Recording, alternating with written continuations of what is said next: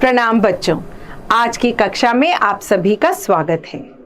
बच्चों, हमने पिछली कक्षा में पढ़ा था संज्ञा के बारे में।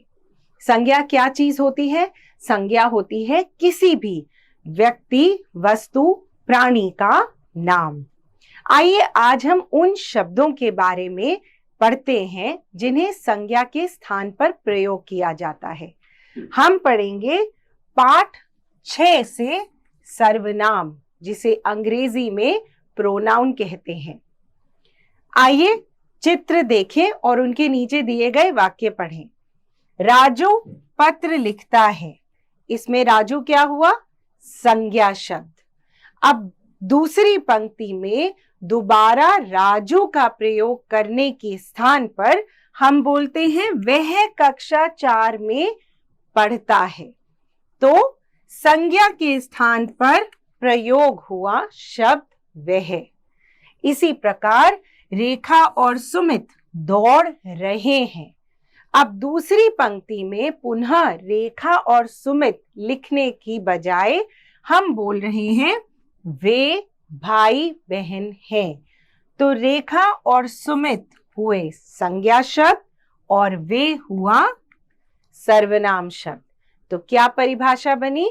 संज्ञा के स्थान पर प्रयोग होने वाले शब्दों को सर्वनाम कहते हैं। मैं, तुम, हम, वे, आप, कौन, कोई, मुझे, आपको आदि।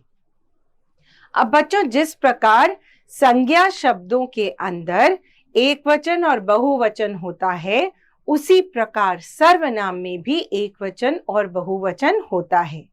कैसे? आइए देखते हैं। एक वचन, बहुवचन। वह, यह, उसने, उसे। वे, ये, उन्होंने, उसने। मैं, मेरा, मैंने, मुझे। हम, हमारा, हमने, हमें। इसका, उसका। इनका, उनका, उनसे। तू, तुझे, तेरा। आप, आपका, आपको।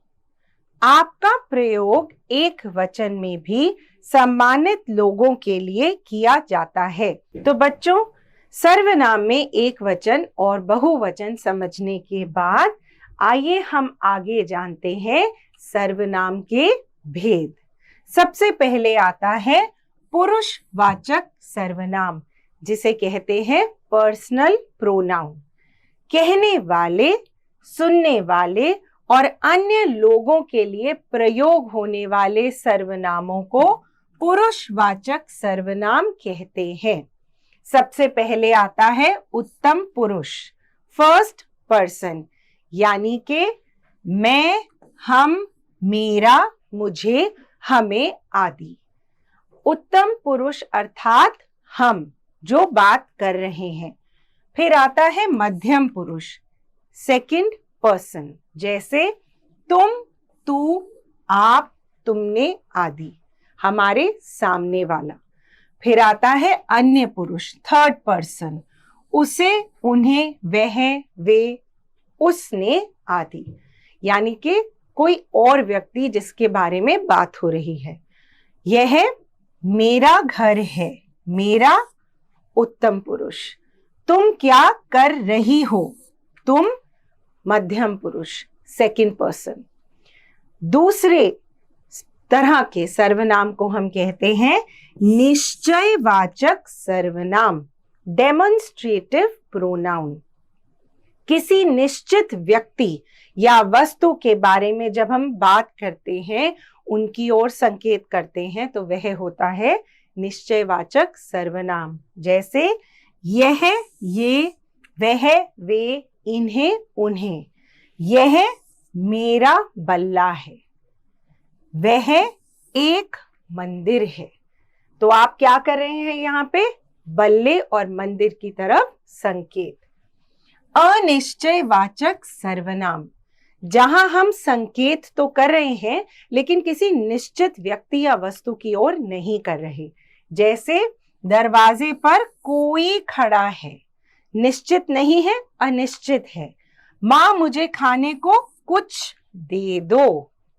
आइए अब बात करते हैं प्रश्नवाचक सर्वनाम की, इंटेरोगेटिव प्रोनाउंस, जो सर्वनाम प्रश्न पूछने के काम आते हैं।